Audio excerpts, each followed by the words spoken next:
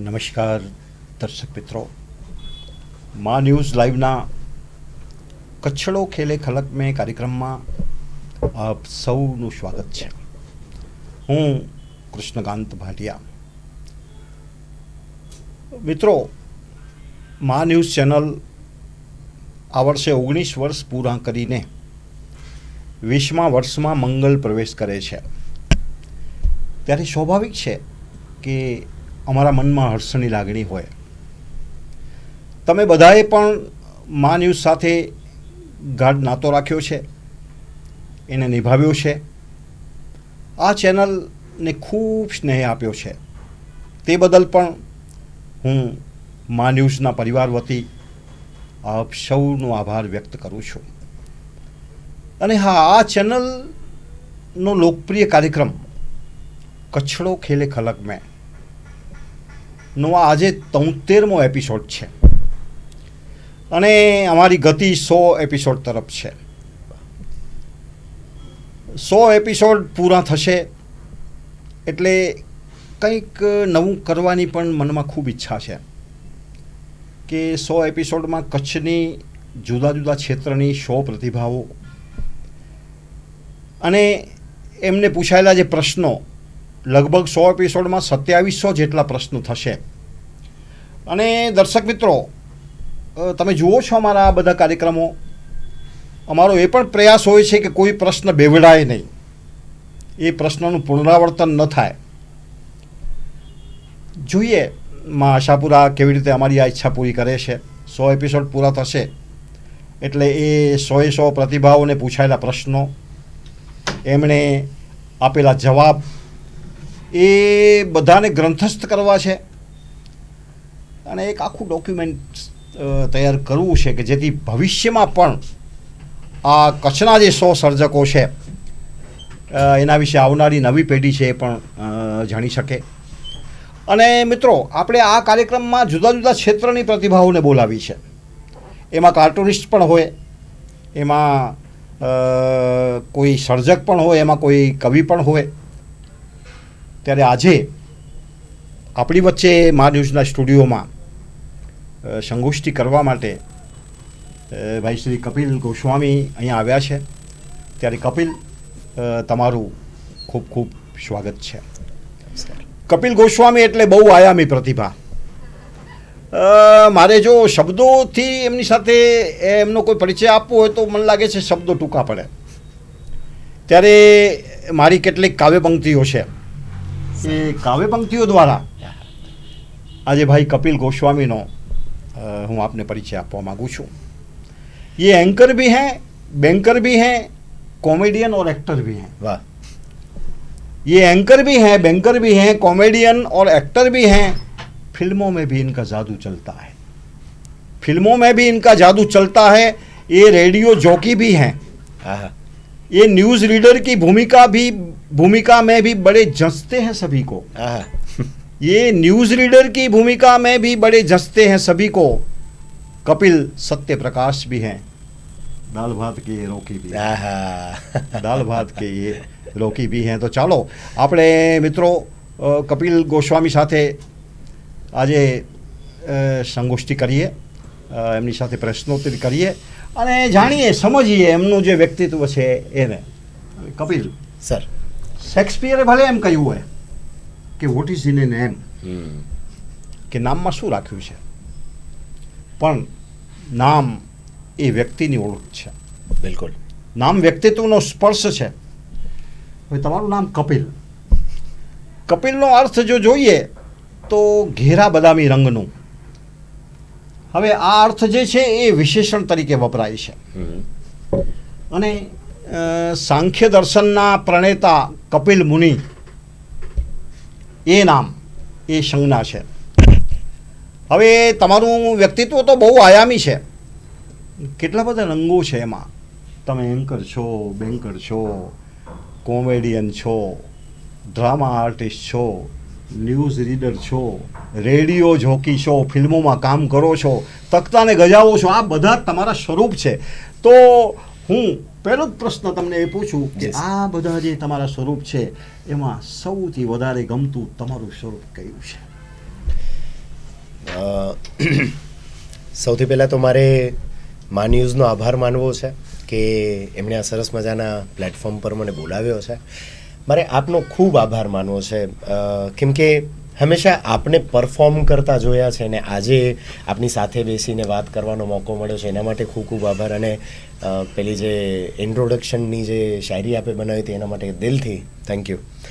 હવે આજે બહુઆયામી પ્રતિભાની આપે વાત કરીને એમાં તો પેલી જે આપનો વિચાર છે એની સાથે હું બિલકુલ સહેમત છું કે નામમાં શું રાખ્યું છે એના કરતાં નામ છે ને એ તમારા વ્યક્તિત્વને બહુ અસર કરે છે. અને જે નામથી સતત તમને બોલાવવામાં આવે છે એના પ્રમાણે પણ પર્સનાલિટીમાં એ બધા ગુણો આવતા હોય છે. એ બધી વાતની સાથે કે આ જે જુદા જુદા પાત્રો છે જે હું જીવનમાં ભજવવાનો પ્રયત્ન કરી રહ્યો છું એમાં સૌથી વધુ ગમતું જો પાત્ર હોય મારું તો એ હું પોતે, જે નેચરલ હું લોકો સાથે રહી શકું છું, કેમ કે એનાથી લોકોએ મને પસંદ કર્યો છે અને પછી એમાં હું વેરિએશન્સ લાવતો ગયો છું.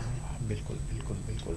હવે કપિલ જી, તમે એક બહુ સારા એન્કર પણ છો, તો તમારો પહેલો એન્કરિંગનો અનુભવ છે એ કેવો રહ્યો? સ્કૂલ ટાઈમથી શરૂઆત કરી અને એમ થતું કે એન્કરનું કામ શું? આમ એક પ્રશ્ન બેઠા હોઈએ અને જ્યારે સાંભળતા ને ત્યારે એન્કર તો આવે, બોલે અને જતા રહે. પછી એમ થયું કે એ આખો માહોલ બનાવે, જે પણ પરફોર્મ થવાનું છે ને એના પહેલાંનો આખો જે માહોલ બને ને એ એન્કર બનાવતા હોય. તો એમ ગમવા લાગ્યું કે હા યાર આ કામ કરવા જેવું. પછી સ્કૂલથી શરૂઆત થઈ, સ્કૂલના જે નાના નાના કાર્યક્રમો એમાં થોડું થોડું બોલીને ને એવી રીતે કરતા થયા. અને પછી જ્યારે પ્રોફેશનલ કરવાનું થયું ને ત્યારે એમ સમજાયું કે લોકોને સતત એ માહોલમાં રાખવા અને છેલ્લે સુધી એ લોકો આપણી સાથે જકડાયેલા રહે એના માટેની આખી મહેનત એ એન્કરના જવાબદારી એન્કરની હોય છે. તો એ અનુભવ બહુ મજાનો હતો. ફર્સ્ટ મારું જે એક્સપિરિયન્સ હતું, તરત કાર્યક્રમ પૂરો થયો અને લોકો મળવા આવ્યા અને કીધું કે ભાઈ બહુ મજા આવી, તમે હસાવ્યા પણ, તમે રડાવ્યા પણ, તમે વિચારતા પણ કરી મૂક્યા. એ જે અનુભવ એને હું હજી વાગોળતો હોઉં છું. હવે તમે એન્કરિંગ કરતી વખતે જી એની સ્ક્રિપ્ટ બનાવો છો ખરા? હા, એવી રીતે કે કાર્યક્રમના અલગ અલગ પ્રકાર હોય છે એમ તો એમાંથી જે પ્રકારનો કાર્યક્રમ છે એની શરૂઆત શું હોવી જોઈએ, જે મહાનુભાવો છે એના વિશેની જે તૈયારી છે એ કેવી હોવી જોઈએ, પછી પરફોર્મન્સીસ જો છે અથવા તો જે વિષય છે એ વિષયને અનુરૂપ મારા વિચારો અથવા કોઈકના વિચારોની સારી રજૂઆત શું હોવી જોઈએ, એ બધું એક વખત લખેલું હોય ને. મારે કેવું છે કે આમ નામ પ્રમાણે મન બહુ ચંચળ છે, તો બની શકે કે વિષયાંતર થઈ શકે, તો એ ન થાય એ ધ્યાનમાં રાખવા માટે હું સ્ક્રિપ્ટિંગ જરૂર કરું છું. હવે સ્ક્રિપ્ટ વગર એન્કરિંગ કરવું એ મુશ્કેલ બને ખરું? હા, ઘણા અનુભવી લોકો માટે કદાચ નહીં બનતું હોય, કેમ કે જેમણે ઘણું બધું વાંચ્યું છે, જેમણે જીવનના ઘણા બધા અનુભવો લીધા છે, એ લોકો માટે કદાચ એ નહીં બનતું હોય. પણ મારા માટે એટલા માટે બની જાય કે આમ છે ને આમ બાય નેચર વાતોડીઓ બહુ, એટલે આમ એક વાતમાંથી બીજી વાત નીકળે એટલે પછી વાત કરતાં કરતાં ક્યાંક નીકળી જાય. તો એના કરતાં બેટર કે હું એ ટ્રાય કરું કે હું મુદ્દા લખી રાખું કે મારે આ વિશે વાત કરવી છે. પછી સ્ક્રિપ્ટ હાથમાં ન હોય તો ચાલે, પણ મારા માઇન્ડમાં એ મુદ્દા હોવા જોઈએ કે આ રીતે મારે જવું છે. હવે જુદા જુદા કાર્યક્રમોમાં તમે જ્યારે એન્કરિંગ કરો છો તો એ જુદા જુદા કાર્યક્રમોમાં એન્કરિંગ કરતી વખતે શું ફેર પડે? જેમ કે કાર્યક્રમોના પ્રકારની વાત કરીને એમ કોઈ જો સાંસ્કૃતિક કાર્યક્રમ છે તો એ શેના વિશે છે, દેશભક્તિના કાર્યક્રમ છે, કોઈ મહાનુભાવ આવ્યા છે, કોઈ વક્તા છે, કોઈ જ્ઞાની બહુ લોકો આવ્યા છે, તો એ બધા વિશેની જ્યારે વાત કરતા હોઈએ તો એની પૂર્વ તૈયારી બહુ મહત્ત્વની. જેમ અત્યારે આપે જે પૂર્વ ભૂમિકા આખી બાંધી એનાથી કાર્યક્રમને એક ફ્લો મળે છે. તો એ કાર્યક્રમનો જે પ્રકાર છે, એનું જે હાર્દ છે એના ઉપરથી તૈયારીમાં ફરક પડે.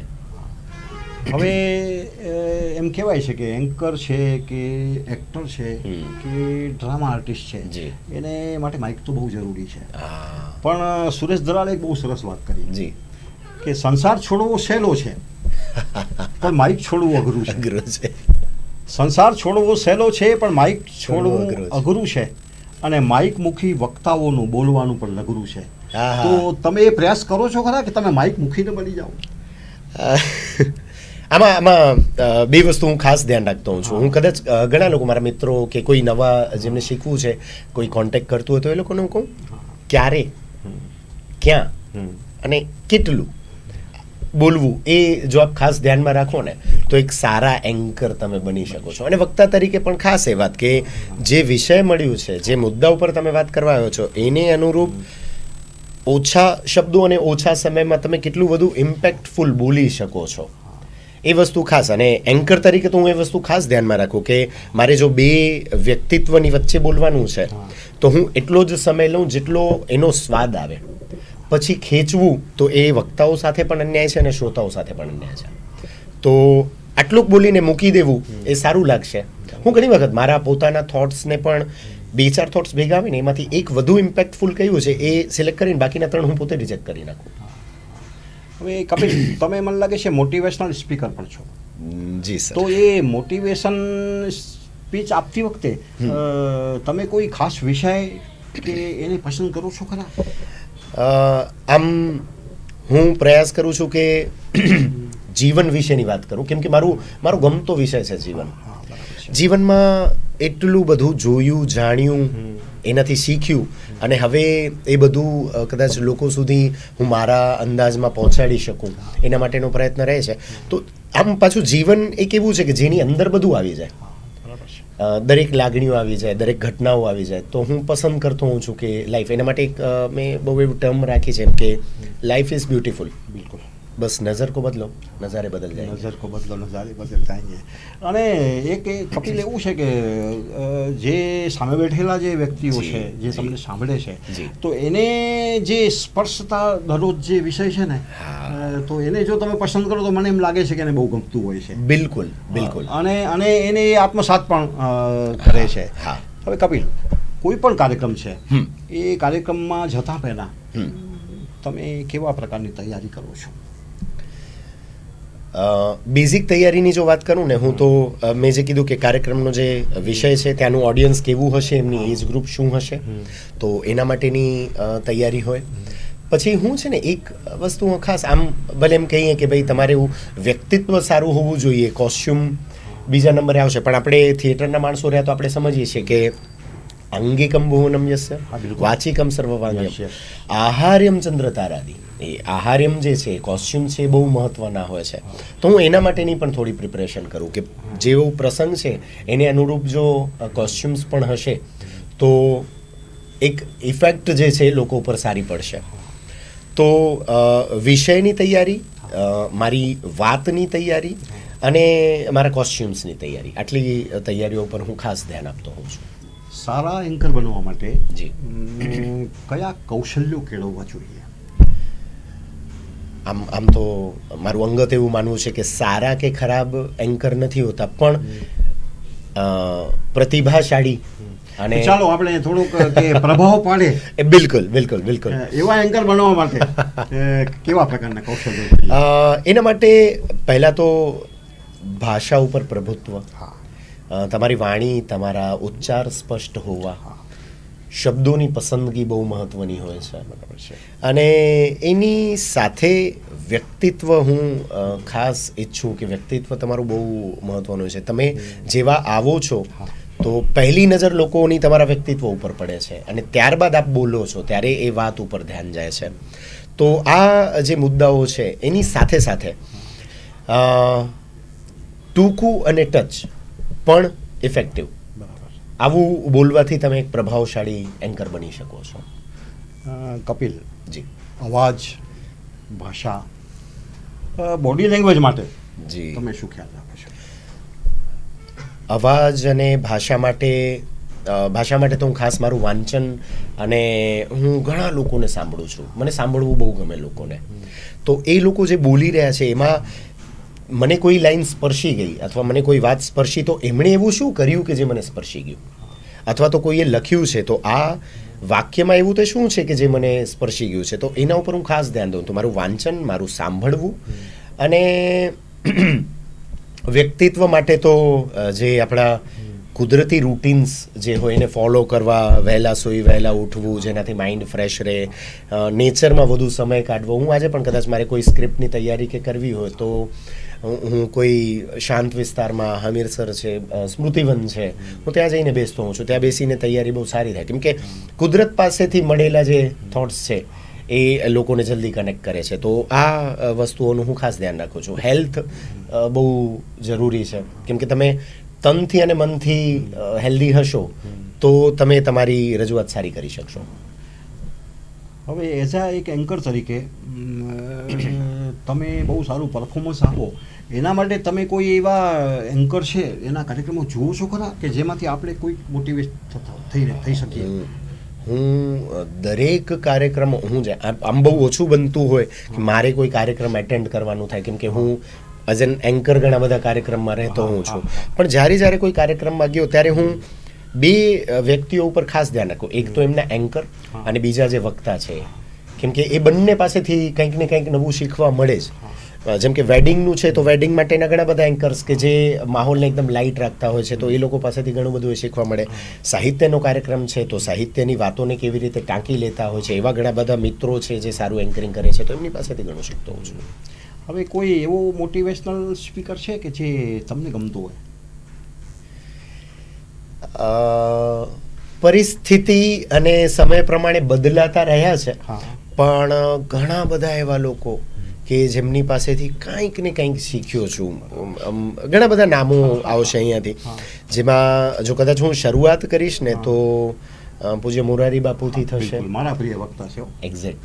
કેમ કે એમને બાળપણ મારા ફેમિલીમાં બધા એમને સાંભળતા અને મોટા થયા, તો એમના થકી અમને મળ્યું, મારા પરિવાર થકી મને મળ્યું. પછી એવું થતું ગયું કે એમની સાથે એમનો જ્યારે કોઈ પણ કાર્યક્રમ હોય છે તો એમાં કેટલા બધા વક્તાઓ આવતા હોય છે. જય વસાવડા છે, કાજલબેન છે, પછી નિમિત ઓઝા છે. આ બધાને સાંભળતા ને એમ થાય છે કે ના, જીવનમાં કેટલું બધું શીખી શકાય એવું છે. બરાબર છે. મને લાગે છે સફીન હસન, એને તમે કદાચ સાંભળ્યા? બિલકુલ સાંભળ્યા છે સાહેબ. તો એ મને ગમે.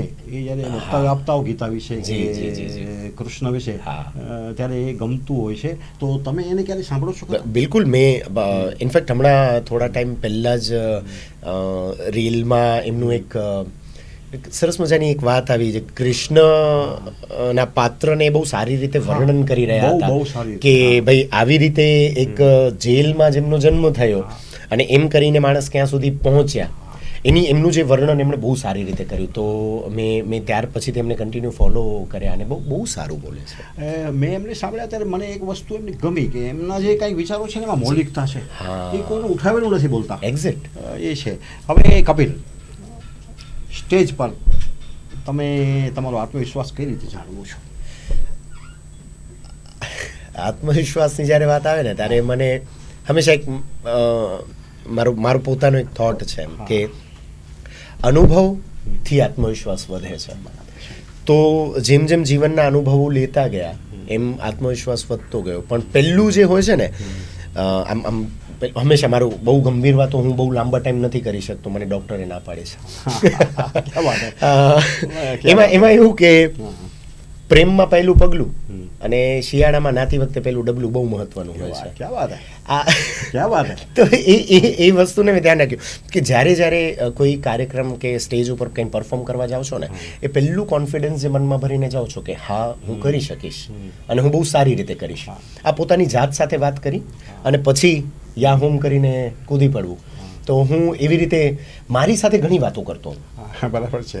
પોતાને જ બૂસ્ટિંગ કે ના ચલ કપિલ તું કરી શકીશ, યસ થશે, આમ તેમ, અને પછી થઈ જાય છે. પછી તો અનુભવે આત્મવિશ્વાસ કેળવાતો ગયો. હવે પ્રેક્ષકો સાથે કનેક્ટ થવા માટે તમારી પાસે કયો મંત્ર છે?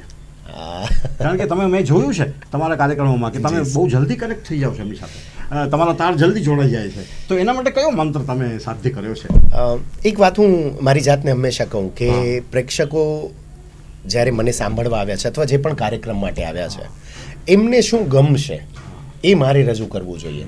હું પ્રેક્ષક તરીકે ત્યાં બેઠો હોઉં બિલકુલ. તો મને જે ગમતું હશે એ આવશે ને તો હું તરત કનેક્ટ થઈ જઈશ. એટલે વર્ષો સુધી પ્રેક્ષક રહ્યો, હજી પણ રહ્યો છું ને, એટલે હું એ સમજવાનો પ્રયત્ન કરતો રહું છું કે લોકોને શું ગમશે.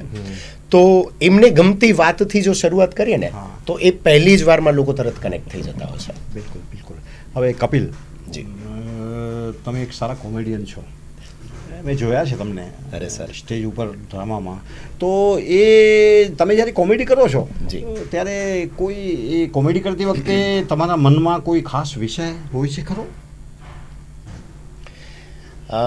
હા, એક વસ્તુ મારા માઇન્ડમાં સતત હોય એમ કે એ ટાઈમે જો કદાચ કંઈ બની રહ્યું છે ને તો એને લઈને કોઈ પંચ બનાવવો. હા.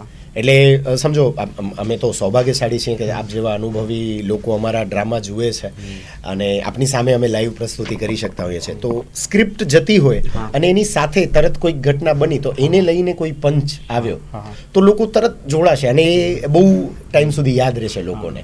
તો બેક ઓફ ધ માઇન્ડ સતત એ ચાલતું હોય, દરેક ઘટનાઓ ઉપર નજર હોય એમ.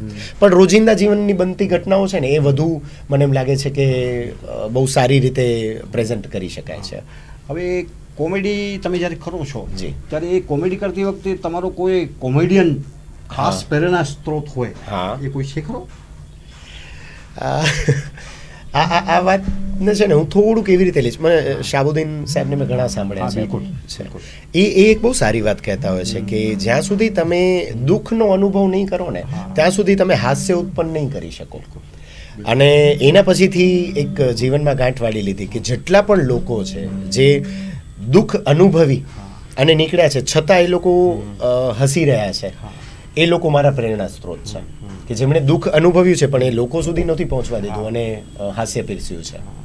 હવે એવું ક્યારે બન્યું છે કે તમે કોમેડી કરતા હો ત્યારે સ્ટેજ પર તમે ફેલ થયા હો અથવા તો પ્રેક્ષકોને તમે હસાવી ન શક્યા હો, એવો કોઈ અનુભવ છે ખરો? સાવ એવો અનુભવ કદાચ ન કહી શકાય, પણ હા એવું હોય કે ઘણી વખત આપણે કોઈ પંચ સાંભળ્યું હોય ને તો એક એક્સપેક્ટેશન હોય કે આ પંચ આવો ફૂટશે અને લોકોના આવા રિએક્શન હશે. એનાથી થોડાક કદાચ ઓછા રિએક્શન આવે એવું બને તો ત્યારે હું મારી જાતને એમ કહું કે મારે મારું પ્રેઝન્ટેશન સુધારવું પડશે. કેમ કે ક્યારે પણ કોઈ જોક એવું નથી હોતો કે ના સારો નહોતો, પણ એનું પ્રેઝન્ટેશન બહુ નોર્મલી એમ હાથી અને કીડીના જોક એવા છે કે જે બહુ કોમન છે, પણ એનું પ્રેઝન્ટેશન જો કંઈક અલગ રીતે કરો તો આજે પણ લોકો હસશે. તો એનો અર્થ એ થયો કે જો એ પંચ ફૂટ્યો નથી તો હું મારી જાતને પૂછીશ કે ભાઈ અહીંયા શું તું સારું કરી શક કે જેનાથી આ પંચ વધુ ઇફેક્ટિવ રહે. તો એવો પ્રયત્ન રહેતો હોય છે. તમે કીડીની વાત કરીને મને એક બહુ સરસ વાત યાદ આવી કે બે કીડી જતી હતી. હા. સામે હાથી મળ્યો તો પહેલી કીડી બીજી કીડીને કહેવા લાગી કે આને મારશું, તો કે જવા દે બિચારો એકલો છે. હવે કપિલ, એ જે પ્રેઝન્ટેશનની વાત છે. બિલકુલ. હવે કપિલ સર, તમારા જીવનનો ટર્નિંગ પોઈન્ટ કયો રહ્યો છે?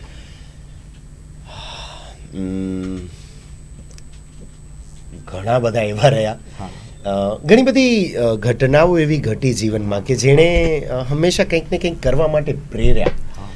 મારે કેવું રહ્યું કે બાળપણથી છે ને હું બહુ વિવરિંગ માઇન્ડ રહ્યો. મારા ઘણા બધા વિચારો એક સાથે ચાલતા હોય તો મારા માઇન્ડમાં સતત એવું આવતું એમ કે હું કોઈ સારા પોલીસ કર્મીને જોતો તો મને એમ થાય કે આપણે મોટા થઈને પોલીસ બનવું છે. પછી હું કોઈ સારા ડૉક્ટરને જોતો તો એમ થાય યાર ના મોટા થઈને ડૉક્ટર બનવા જેવું છે. આર્મીવાળા જવાનને જ્યારે વર્દીમાં જોઉં તો એમ થાય ના યાર આપણે બનવું તો આર્મીવાળા બનવું. કોઈ સારા શિક્ષક કે ના શિક્ષક છે એ દેશનું ઘડતર. આવું સતત ચાલ્યા રાખતું ને પછી એક ટાઈમ એવો જ્યારે એમ થયું કે બધું એક લાઈફમાં બનવું શક્ય નથી તો શું કરીએ તો કે ચલો એક્ટર બનીએ. એક્ટર એક જ જીવનમાં બધા પાત્રો ભજવી શકશે. બિલકુલ બિલકુલ. એક્ટર ડોક્ટર બની શકશે, બધું બની શકશે. એટલે એ બાળપણમાં મગજમાં આવી ગયું કે ના આપણે આ લાઈનમાં ધીમે ધીમે આગળ વધવું છે. તો ત્યારથી કરી અને પછી તો કેવું હતું કે હું યુનિવર્સના ઓરામાં બહુ માનું છું કે એ કુદરત તમને બધું આપે જ છે, બસ તમે એક સારા મનથી માંગો એની પાસે.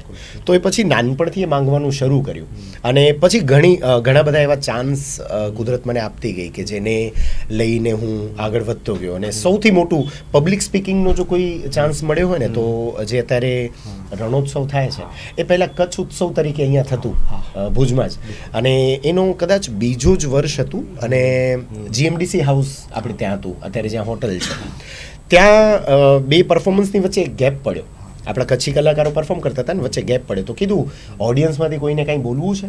ત્યારે મારી સાથે વિષ્ણુભાઈ અને એ લોકો હતા. એ લોકો મને કીધું જા તું બોલ, તું જોક ને બધું કરશ ને એમ. એમણે મને ધક્કો દઈને પહોંચાડી દીધો. 4-5 હજાર હું ઓડિયન્સ અને મારા હાથમાં માઇક અને કોઈ પણ સ્ક્રિપ્ટ નહીં, અને સામે નાણામંત્રી આપણા વજુભાઈ વાળા બેઠા હતા ત્યારે. તો મેં 4-5 જોક મારી રીતે રજૂ કરવાનો પ્રયાસ કર્યો. એ મારો પહેલો પબ્લિક સાથેનો એ ઇન્ટરેક્શન. બસ ત્યારથી પછી જે થતું ગયું થિયેટર મને આવી રીતે કે ભાઈ મને પ્રકાશભાઈને એ લોકો મળ્યા અને એમણે કીધું કે કપિલ તું સારું કરે છે, ચાલ અમારા ગ્રુપમાં જોડા. તો એવી રીતે સારી ઈચ્છા રાખી પછી કુદરત મને સારા લોકોથી મળાવતું ગયું. તો એ દરેક પોઈન્ટ્સ મારા માટે બહુ મહત્ત્વના રહ્યા. હવે દર્શકો તરફથી મળેલી કોઈ ખાસ અણધારી પ્રતિક્રિયાનો તમે અનુભવ કર્યો છે? હા, 2 વસ્તુ એવી છે જે હું ખાસ અહીંયા લોકો સુધી પહોંચાડવા માંગીશ. પહેલું એ કે લોકોનો અઢળક પ્રેમ, જે એક્સપેક્ટેશન હોય એના કરતાં વધુ પ્રેમ એ સતત મળતો રહે. જ્યારે પણ કાર્યક્રમ પૂરા થાય ને પછી મને એમ થાય કે હું મંચને પ્રણામ કરીને જ્યારે નીકળું ને ત્યારે લોકો નીચે ઊભા રહીને રાહ જોતા હોય કે ભાઈ કપિલ બહુ મજા આવી છે આ તે એ કહેવા માટે. અને સેકન્ડ કે જ્યારે ડ્રામામાં પરફોર્મ કર્યું હોય તો જો કોમેડી કરી હોય તો લોકો હસતા હસતા મળવા આવે, અને કંઈક બહુ કોઈ એવું સેડ પાત્ર ભજવ્યું હોય તો લોકો રડતા રડતા મળવામાં આવે. પણ એ જ્યારે મળવા આવતા હોય ને તો એ પ્રતિક્રિયાઓ મને એમ થાય કે યાર આખી આ લોકોના હૃદય સુધી શું ખરેખર એ પાત્ર પહોંચી શક્યું, અને જો પહોંચ્યું છે તો ભગવાનનો આભાર, મંચનો આભાર કે એ લોકોએ મને નિમિત્ત બનાવ્યો એના માટે. હવે કપિલ, સોશિયલ મીડિયા એણે કોમેડી પર શું અસર કરી છે? સોશિયલ મીડિયામાં હવે એવું થઈ ગયું કે ફરી એ જ કે મારા મોઢાથી છે ને બહુ નેગેટિવિટી ઓછી નીકળે. મને એમ થાય કે આપણે પોઝિટિવલી શું કરી શકીએ. તો સોશિયલ મીડિયાએ શું કર્યું કે વ્યાપ વધારી દીધો.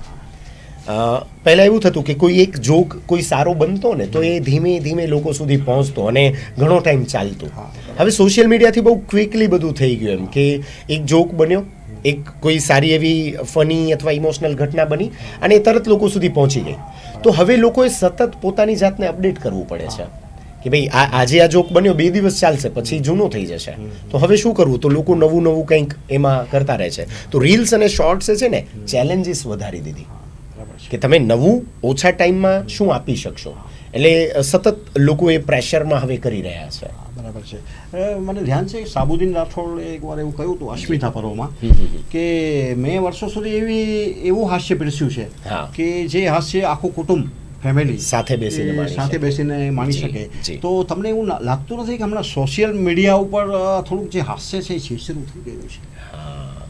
એ અમુક શબ્દો કે અમુક હાવભાવ કે જે હોય છે એ રીતના લોકો, પણ એનામાં સાહેબ મારું અંગત મંતવ્ય છે, આમાં હું કોઈને પેલું બ્લેમ ન કરી શકું. પણ મને એવું છે કે પ્રેઝેન્ટર જે છે ને એણે નક્કી કરવું છે કે મારે શું પીરસવું. કેમ કે લોકો ઓડિયન્સ દરેક પ્રકારનું તમને મળી જાય છે. સારું પીરસો તો સારું ઓડિયન્સ પણ મળે છે, અશ્લીલ આપણે કોઈને કહીએ તો અશ્લીલ માટેનું ઓડિયન્સ પણ મળે છે. દરેકની પોતપોતાની પસંદગી હોય છે. એ પ્રેઝન્ટર ઉપર છે કે એણે શું પ્રેઝન્ટ કરવું. સાબુદ્દીન સાહેબે સાવ સાચી વાત કહી છે. અમે આખી ફેમિલી સાથે બેસીને એમની સીડી કે કેસેટ જે આવતી એ અમે સાંભળતા, અને આજે પણ એમના જે પંચીસ છે એ અમે વાત કરતા કરતા જમતા કે અમે એ બોલતા હોઈએ છીએ. એમને સાંભળતા હોઈએ ને ત્યારે એવી ક્યારે બીક ન લાગે કંઈક એવું આવશે કે આપણે, અને આજે કદાચ એવું કરવું પડે છે કે કોઈ શોર્ટ્સ કે રીલ ચાલુ હોય તો છેલ્લે કંઈક એવું આવે કે જેમ અરે યાર આપણે પોતે શરમજનક પરિસ્થિતિમાં મુકાઈ જઈએ. બિલકુલ. પણ હું એવું માનું છું કે સરળતાથી ને સહજતાથી તમે જેટલું સારું પીરસી શકો છો ને તો પછી તમારે આ બાજુ જવાની જરૂર નથી રહેતી. અને વધુ કેવું છે કે કોઈ એક પંચને ગાઢ સાથે રજૂ કર્યું અને કોઈ એક પંચને સહજતાથી રજૂ કર્યો. ગાઢવાળો પંચ બહુ ઓછા ટાઈમ માટે રહેશે, સરળતાથી કે સહજતાવાળું લાંબુ ચાલશે. બિલકુલ બિલકુલ. મને જ્યોતિન્દ્ર દવે યાદ આવી ગયા. એવું કહેવાતું કે શું આવતું હોય તો ઘણા કહેતા હોય કે મને જ્યોતિન્દ્ર આવે છે. એક સરસ મજાની 2-3 મિત્રો જ્યોતિન્દ્ર દવેને મળવા માટે ગયા. જી. એટલે બેસાડ્યા એમને જ્યોતિન્દ્રભાઈ અને કે ચાલો હું આવું, અને એ ઉપર ગયા. નીચે આવ્યા ત્યારે કોટ બોટ સત થઈને આવ્યા ત્યારે પૂછ્યું એમણે કે શું જ્યોતિન્દ્રભાઈ તમે બહાર જાઓ છો? તો કે ના, આ તો હું તમને બરાબર દેખાવું ને. હું તમને બરાબર હું દેખાઉં. તમને બરાબર દેખાઉં ને એટલે આ પણ એક કેટલી સહજતા છે આ બહુ વસ્તુમાં. બહુ સહજતા છે. હવે કપિલ, જી સર. રીલ્સ અને શોર્ટ કોમેડી હમ. એના વિશે તમારો શું અભિપ્રાય છે?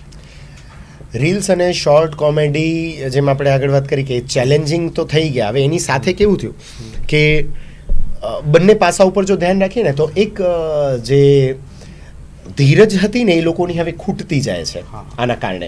કેમ કે બહુ શોર્ટ ટાઈમમાં બધું કન્ટેન્ટ અપાતું ગયું અને એટલું બધું હવે અપાઈ રહ્યું છે. તમે સ્ક્રોલ કરો તો એનો એન્ડ જ નથી આવતો. તમે છેલ્લે સુધી જોયા રાખો થાકી જાઓ ત્યાં સુધી.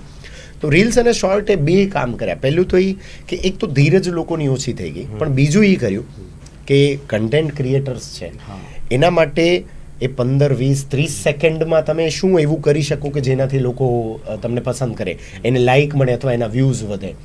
તો ચેલેન્જ વધારી દીધી અને ધીરજ ઘટાડી નાખી. વાહ, ક્યાં વાત હે, ક્યાં વાત હે, ક્યાં વાત હે. હવે કોમેડી કરવા માટે કોઈ અશ્લીલ સંવાદ કે હાવભાવ કરવા જરૂરી છે ખરા? જરૂરી નથી. હા. પછી લોકો કેવું છે કે હવે એ સ્ક્રિપ્ટના નામે બિલ ફાડી નાખે કે સ્ક્રિપ્ટની ડિમાન્ડ હતી કે પછી ઓડિયન્સ હવે આવું જ પસંદ કરે છે. પણ હું એવું માનું છું સાહેબ, આપનાથી જ શરૂઆત કરે, આપના સમયના જે ડ્રામા ને એ બધું હતું તો એ કેટલું સાત્વિક જ હતું અને આજે પણ લોકો એને યાદ કરે જ છે. તો એ ફરી ત્યાં જ આવ્યું એમ કે જે રજૂ કરનાર છે એણે નક્કી કરવાનું છે કે આ બોલવું કે નહીં આ કરવું. ઘણા એવા એક્ટર્સ છે કે જે લોકો દ્વિઅર્થી કોમેડી નથી કરતા, છતાં એ લોકો સારા એક્ટર તરીકે પંકાયેલા છે. એનું કારણ એ છે કે એમણે સ્ટેન્ડ લીધું છે કે મારે આમ કરવું છે. બિલકુલ. અને ઓડિયન્સ પસંદ નથી કરતુંનો બહાનું જે છે એના કરતાં એવું કરી શકે કે અમે આવી રીતે સારી રીતે પીરસીએ તો ઓડિયન્સ કરશે જ પસંદ. આ બધું હમણાં આપણને ખ્યાલ છે કે બધું અશ્લીલ થોડું વધવા લાગ્યું છે. પણ એનો ઘટાડો પણ આપણા જ હાથમાં છે. તો મારે અહીંયાથી એ રિક્વેસ્ટ કરવી છે કે જે રજૂઆત કરતા છે ને એમણે સારી રીતે ઓડિયન્સ પાસે સારી વાત લઈ જવી પડશે તો ઓડિયન્સ કનેક્ટ થશે જ. લોકો લાગણીથી જોડાય છે. બિલકુલ બિલકુલ. અને એ લાગણી તમે કઈ રીતે આપો છો એના ઉપર આખો આધાર છે. બિલકુલ. આજે પણ લોકો ડમ ડીગા ડીગા મોસમ ભેગા ભેગા પર નાચે છે. Exactly. અને ઓલો કબૂતર જા તો કોઈને ખબર જ નથી. એ અને ગીતોની વાત નીકળી ત્યારે હું હંમેશા મારા કાર્યક્રમોમાં કહેતો હું એમ કે પહેલા ગીતોની જે મહેનત છે, એક એક ગીત, એના ભાવ, એની ફિલ્મની સ્ટોરી અને એ લખવા માટેની આખી જે મહેનત, અત્યારે મહેનત નથી થતી એ નથી કહેતો, હવે ટેકનિકલી થઈ ગયું એ, પણ ત્યારે જે બધું થતું ને એટલે એ એવરગ્રીન કહેવાય છે. આજે અમુક ગીતો આવે છે, વાયરલ થાય છે ને જતા રહે છે. હવે આ વસ્તુ આજે આ મા આશાપુરાના માધ્યમથી મારે ખાસ કહેવી છે એમ કે આપણે નક્કી કરવાનું છે કે આપણે વાયરલ થવું છે કે સફળ થવું છે. વાહ, ક્યાં વાત હે. બિલકુલ કેમ બિલકુલ. કે વાયરલ શોર્ટ ટાઈમ માટે થવાય છે, સફળ લોંગ ટાઈમ લોંગ માટે ટાઈમ થવાય માટે છે. થવાય છે અને એ સફળને યાદ રાખે છે લોકો. એક્ઝેક્ટ. બિલકુલ બિલકુલ. હવે એઝ એ એક્ટર જી. તમારો પહેલો નાટકમાં અભિનેતા તરીકેનો અનુભવ કેવો રહ્યો? એ આમ કેવું છે કે હું થોડુંક છે ને મારે આમ અંદર થોડુંક રોમેન્સ ને એ બધું ચાલતું એમ તો મારી એમ પ્રેમી અને પ્રેમિકા મળે ને જે પહેલો સ્પર્શ હોય ને બિલકુલ. એનો જે રોમાંચ હોય ને એ રોમાંચ મેં અનુભવ્યો હતો જ્યારે મેં સ્ટેજ ઉપર પહેલી વખત પગ મૂક્યો. ક્યાં વાત હે. કેમ કે એ બંને વચ્ચેનો સ્પર્શ થયો હતો. ક્યાં વાત હે, ક્યાં વાત હે. એ ફિલિંગ આજે અત્યારે આમ વાત કરતા કરતા પેલું આમ રૂવાડા ઊભા થાય બિલકુલ બિલકુલ. કે અને એ પાત્ર ભજવતા પહેલાની જે અસમંજસ હોય ને એ બધી તો હંમેશા રહી જ, હજી પણ રહેતી હોય કે કેવી રીતે શું જશે. પણ એ ફર્સ્ટ ટાઈમ વાળું જે છે કે પહેલું આલિંગન, બિલકુલ પહેલું ચુંબન, પહેલો સ્પર્શ, બિલકુલ. પહેલી વખત આંખ મળવી, બિલકુલ. પહેલી વખત કોઈ સફળતા મળવી, બિલકુલ. પહેલી વખત માતા પિતા બનવું, બિલકુલ. આ બધા જે અનુભવો છે ને એમાંનો એક મારો આ અનુભવ હતો કે પહેલી વખત જ્યારે મંચ પર ગયો અને લોકોએ મને એક્ટર તરીકે જોયો બિલકુલ. તો એને આજે પણ જ્યારે યાદ કરું તો એમ થાય કે યાર હવે લોકોએ મને પોતાના હૃદયમાં જો સ્થાન આપ્યું છે તો મારી ફરજ બને છે કે હું આજે પણ એ લોકોને એટલો જ સારું કન્ટેન્ટ પીરસું. કપિલ, આપણી સંસ્કૃતિમાં તો સ્પર્શને બહુ બહુ મોટો આધાર માનવામાં આવ્યો છે. ઓલા વરકન્યા પરણી લે ને પછી એવો પાણીમાં હા. કે દૂધમાં જે એવો સિક્કો ગોતવામાં તો એ છાનો સ્પર્શ થતો હોય, હસ્તમેળાપ થતો હોય. એક્ઝેક્ટ. હા, ત્યારે જે સ્પર્શ થતો હોય એ અદ્ભુત છે. એટલે આમાં શૃંગાર છે. કેવું છે હા. બધું આપણા દ્રષ્ટિકોણ ઉપર આધારિત બસ છે. આપણા કઈ દ્રષ્ટિકોણ. વસ્તુને કેમ જોઈએ છે કેમ આપણે. જોઈએ. મને હંમેશા એમ થાય કે કોઈ બે જણા મળ્યા છે અને એ પ્રેમથી એકબીજા સાથે વાતો કરી રહ્યા છે ને, તો આપણી ફરજ થાય કે એમને એન્વાયરમેન્ટ પૂરું પાડીએ. બિલકુલ બિલકુલ સ્પર્શ, મળવું, વાતચીત કરવી, અને સ્પર્શમાં તો હું બહુ માનું. બિલકુલ. ઘણી વખત એવું થાય કે શબ્દોમાં છે ને અર્થ અને અનર્થ બંને છે, હા, બિલકુલ. પણ સ્પર્શમાં નથી હોતો. અત્યારે આપ મને બારે મળી અને કેમ છો કપિલ, આ જે આટલો ટચ થયો ને, બિલકુલ. એમાં તો આખો ભાવ આવી ગયો બિલકુલ. કે એ કેટલી લાગણીથી તમે મને સ્પર્શ્યા છો. બિલકુલ. સ્પર્શમાં હું બહુ માનું. હું ઘણી વખત એવું હું ઈચ્છું કે તમે તમારા પ્રિય પાત્ર સાથે બેઠા છો ને ત્યારે હાથમાં હાથ નાખીને બેસો, શબ્દોની જરૂર નહીં પડે.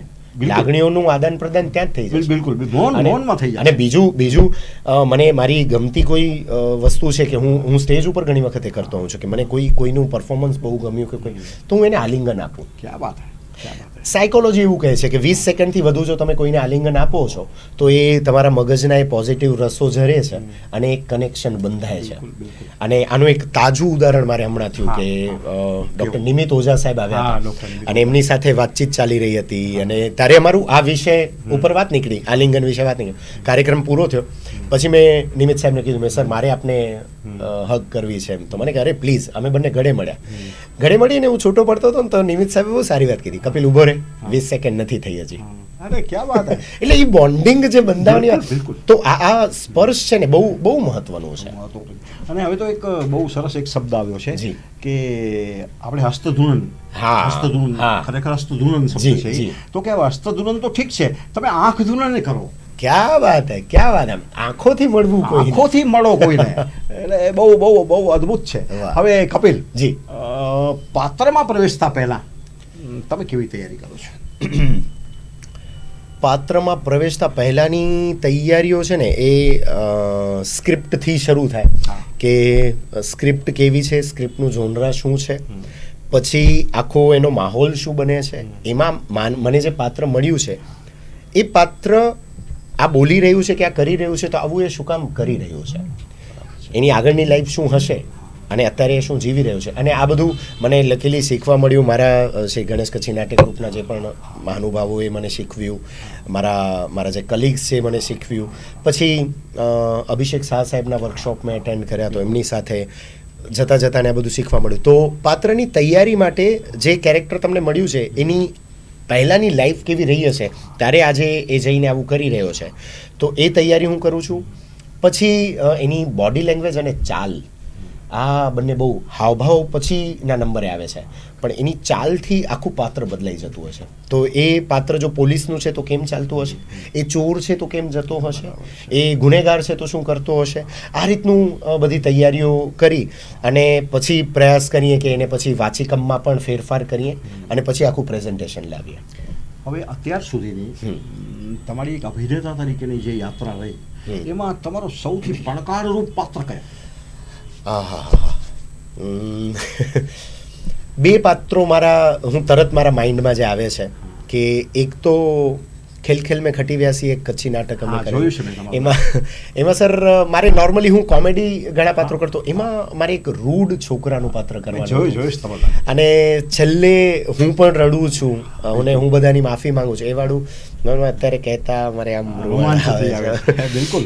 એક એ મારા માટે પડકારજનક રહ્યું હતું. અને બીજું અમે એક શોર્ટ ફિલ્મ કરી મેન્ટલ પાવર કરીને, એમાં એક ગાંડો માણસ હોય છે, એ પ્રયાસ કરે છે કોઈકનો જીવ બચાવવાનો. તો એ ગાંડો સતત મગજમાં કંઈક વિચારતો હોય, એના માટેનું જે પાત્ર હતું, તો એના માટે હું છે ને હું 2 દિવસ લિટરલી સાંજે ફર્યો ભુજમાં કે જે આવા વ્યક્તિઓ હતા એમને મેં જોયા, એમની પાસેથી ઘણું બધું લીધું, એડોપ્ટ કર્યું અને પછી મેં એને પરફોર્મ કર્યું હતું. તો આ બંને અત્યારે મારા માટે ચેલેન્જિંગ રહ્યા. હાસ્ય, કરુણા અને ગુસ્સો, કયો ભાવ અભિનયમાં વધુ મુશ્કેલ લાગે? આમ તો ત્રણેય અઘરા છે, પણ એને જો હું ક્રમવાઇઝ મૂકું ને તો ગુસ્સો થોડું સહેલું છે, કરુણા બીજા નંબરે આવે, અઘરું છે હાસ્ય. કેમ કે તમે નથી હસતા, લોકોને હસાવો છો. અને એમાં બે વસ્તુ આવે, ઘણી વખત તમારી કરુણા પણ એવી હોવી જોઈએ કે લોકો હસે. એમાં મને મેરા નામ જોકરનો પેલો સીન યાદ આવે. બિલકુલ. કે ત્યારે રાજકુમાર રડે છે, રાજ કપૂર રડે છે અને લોકો હસે છે. એટલે આ સાહેબ એક બહુ પરાકાષ્ઠા છે એની કે હાસ્ય બહુ અઘરું છે. બહુ અઘરું છે. હવે કપિલ, તમે રેડિયો જોકી તરીકે પણ જોડાયેલા છો, તો મને એ જાણવું છે કે રેડિયો જોકીનું કયા પ્રકારનું કામ છે? રેડિયો જોકી હું આકાશવાણી ભુજ સાથે 2010થી હું જોડાયેલો છું. અને રેડિયો જોકીનું કામ છે ને મને સૌથી ગમતા કામમાંનું એક છે. કેમ કે એમાં તમે દેખાડી નથી દેતા કંઈ, તમે ઇમેજિન કરાવો છો. તમે જે વાત કરી રહ્યા છો ને એને લોકો કલ્પનામાં પોતાની ઘડી રહ્યા છે. તો એ કામ એક બહુ મજાનું કામ છે. અને એને હું જોડું સીધું આપણા વડીલો જે આપણને વાર્તાઓ કહેતા ને એની સાથે. કેમ કે અત્યારે જો હું તમને કોઈ એક પિક્ચર બતાવી દઈશ તો આપણે એમાં જે દીધેલું છે ને એ મુજબનું કલ્પના કરી લેશું. પણ જ્યારે એને હું શબ્દોથી રજૂ કરીશ કે એક ઝાડ છે, તો અહીંયા આપણે 5-7 લોકો બેઠા છો તો પાંચેના ઝાડ જુદા હશે, પાંચેના ઝાડ ઉપરના ફૂલના કલર જુદા હશે. તો એ રેડિયો જોકીનું કામ એ છે કે શબ્દોથી એક આખો માહોલ બનાવો અને એ પણ દેખાયા વગર. તો એક બહુ મજાનું કામ. તમે ન્યૂઝ રીડર છો, તો સમાચાર વાંચતી વખતે કઈ બાબત પર વધુ ધ્યાન આપો છો? ફરી એ આવે કે એક તો શબ્દોનું ઉચ્ચારણ સારું હોવું જોઈએ, અને એ જે આખું વાક્ય તમે બોલી રહ્યા છો એમાં ક્યાં ભાર આવવો જોઈએ. જેમ કે સિમ્પલી કોઈ એક ઘટના બની છે તો એ ઘટનામાં શું મહત્વનું થયું એના ઉપર તમે ભાર દઈને કીધું તો સાંભળવાવાળા લોકો એની સાથે તરત જોડાઈ જશે કે હા અચ્છા આવું કંઈ થયું છે. રજૂઆત બહુ મહત્વની હોય છે અને એ કેવી રીતે કરી રહ્યા છો એના ઉપર આખો આધાર છે. ભાષાની શુદ્ધતા અને ઉચ્ચાર માટે તમે કોઈ ખાસ અભ્યાસ કર્યો છે? સ્પેશિયલી એવો કોઈ કોર્સ હું નહીં કહી શકું, પણ મેં મારી રીતે જે ધ્યાન રાખ્યું છે એ કે સવારે ઉઠીને ન્યૂઝપેપર વાંચવું, રાત્રે સૂતા પહેલાં કોઈ પુસ્તક વાંચવું, અને સારા વક્તાઓ કે જેમણે બહુ સારી વાતો કરી છે જીવનને લઈને એ બધી સાંભળવી. તો એવી રીતે વાંચતા અને સાંભળતા હું મારી એ કળાને વિકસાવી શક્યો છું. હવે ન્યૂઝ રીડર છે, હા, ભાષા, અવાજ અને વ્યક્તિત્વ, આમાંથી સૌથી અગત્યની બાબત કઈ છે? હવે આપ પણ જાણો છો કે બે માધ્યમ છે, એક ઓડિયો માધ્યમ છે અને એક વિડીયો માધ્યમ છે. જો ઓડિયો માધ્યમ છે તો ભાષા અને અવાજ બહુ મહત્વના, અને જો વિડીયો માધ્યમ છે તો ભાષા, અવાજ ને વ્યક્તિત્વ ત્રણે.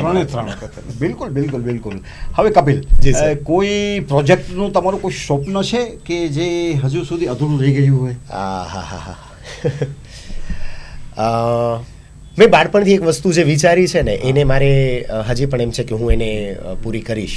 સપનાઓ બદલાતા રહે છે ઉંમર પ્રમાણે, પરિસ્થિતિ પ્રમાણે, પણ મારું એક છે કે મેં જેટલા પાત્રો મારા મગજમાં નક્કી કર્યા છે ને કે મને આ પાત્ર તો એકવાર બહુ ઇમ્પેક્ટફુલ ભજવવું છે, એમાં એ બધા પાત્રોમાં હજી હું 3-4 પાત્રો ભજવી શક્યો છું. અને મારી ઈચ્છા છે કે એ મારે બહુ સારી રીતે ભજવી.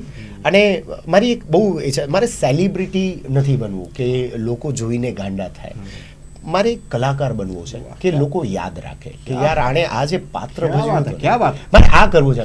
લોકો દોડી અને ઓટોગ્રાફ લેવા કે ફોટોગ્રાફ લેવા નહીં આવે ને તો ચાલશે, પણ લોકો ઊભા એમ જોશે ને કે આણે જે પાત્ર ભજવ્યું ને એવી રીતે મને યાદ કરી લેશે ને તો મને ગમશે. તો મારી ઈચ્છા છે કે એક સારા કલાકાર તરીકે મારે ઘણા બધા પાત્રોને બહુ સારી રીતે ભજવવા છે. હવે મેં શરૂઆતમાં જ કાર્યક્રમને કહ્યું કે તમે એક બહુમુખી પ્રતિભા ધરાવો છો, તો એ બધી જ પ્રતિભાઓને જેને એમ કહેવાય કે લઈ સાથે તમે અમારા દર્શક મિત્રોને કંઈક એવું કહો કે આમાંય કોઈક એવા હશે કે જે એન્કર હશે, કે જે એક્ટર હશે, કે જે રેડિયો જોકી હશે, તો એમને કંઈક પ્રેરણા મળે એવું કંઈક અમારા દર્શક મિત્રોને કહો. શરૂઆત જ્યારે આ કરવાની થઈ ને ત્યારે એમ થયું કે કેવી રીતે એક જ જીવનમાં બધું કેવી રીતે થઈ શકશે. પણ હંમેશાથી મેં કીધું ને મને મારા વાંચને મને બહુ હિંમત આપી છે, મને ગીતોએ બહુ હિંમત આપી છે. તો એક લાઈન જે તરત મારા માઇન્ડમાં આવે છે એ છે કે डर मुझे भी लगा फासला देख कर, क्या डर मुझे भी लगा फासला देख कर, पर मैं बढ़ता गया रास्ता देख कर, पर मैं बढ़ता गया रास्ता देख कर, खुद ब खुद मेरे करीब आती गई मेरी मंजिल मेरा हौसला देख कर, खुद भी खुद करीब आती गई मेरी मंजिल मेरा हौसला देख कर. તમે હિંમતથી કોઈ કામની શરૂઆત કરો છો ને તો યુનિવર્સને એક જ શબ્દ બોલતા આવડે છે, એન્ડ ધેટ ઇઝ તથાસ્તુ. વાહ વાહ, ધેટ ઇઝ તથાસ્તુ. બિલકુલ તમે કંઈ પણ કરશો ને એ કહેશે તથાસ્તુ. પછી આપણે જો વિચારીએ કે અરે યાર મારું જીવન બહુ ખરાબ ચાલી રહ્યું છે, એ કહેશે તથાસ્તુ. તથાસ્તુ, વાહ. પણ જો તમે એમ વિચારશો કે ના યાર લાઈફ મસ્ત જઈ રહી છે ને હજી સારી થશે, એ કહેશે તથાસ્તુ. એટલે હવે આપણે નક્કી કરવાનું છે કે આપણે ક્યાં પહોંચવાનું છે. કેમ કે અહીંયા પહેલી જ વાત લાગુ પડે છે કે ઈશ્વર તૈયાર છે તને બધું આપવા માટે, તું ચમચી લઈને ઊભો છે દરિયો માંગવા માટે. વાહ વાહ વાહ, તું ચમચી લઈને ઉભો છે દરિયો. આપણે આપણી લાયકાત વધારવી પડશે સાહેબ, કુદરત તમને બધું આપશે. ક્યાં વાત હે. ધન્યવાદ કપિલ, તમે આજે અમારા મહા ન્યૂઝના સ્ટુડિયોમાં આવ્યા, અમારી સાથે સંગોષ્ઠી કરી તે બદલ આપનો ખૂબ ખૂબ આભાર, ખૂબ ખૂબ ધન્યવાદ. અને દર્શક મિત્રો, આજે આપણો આ જે એપિસોડ છે એને અહીં વિરામ આપીએ છીએ. હું ક્યારેય કહેતો નથી કે સમાપ્ત કરીએ છીએ, સમાપ્ત કશું થતું નથી, ચાલુ જ રહેશે. માત્ર વિરામ આપીએ છીએ અને હવે પછી આપણે મળશું 19 તારીખે. અને ત્યારે એક મ્યુઝિક કમ્પોઝર કચ્છના બહુ મોટા એને આપણે અહીં આપણા સ્ટુડિયોમાં લઈ આવવાના છીએ. ત્યાં સુધી કૃષ્ણકાંત ભાટિયાને રજા આપશો. જય હિન્દ, જય ભારત, જય કચ્છ.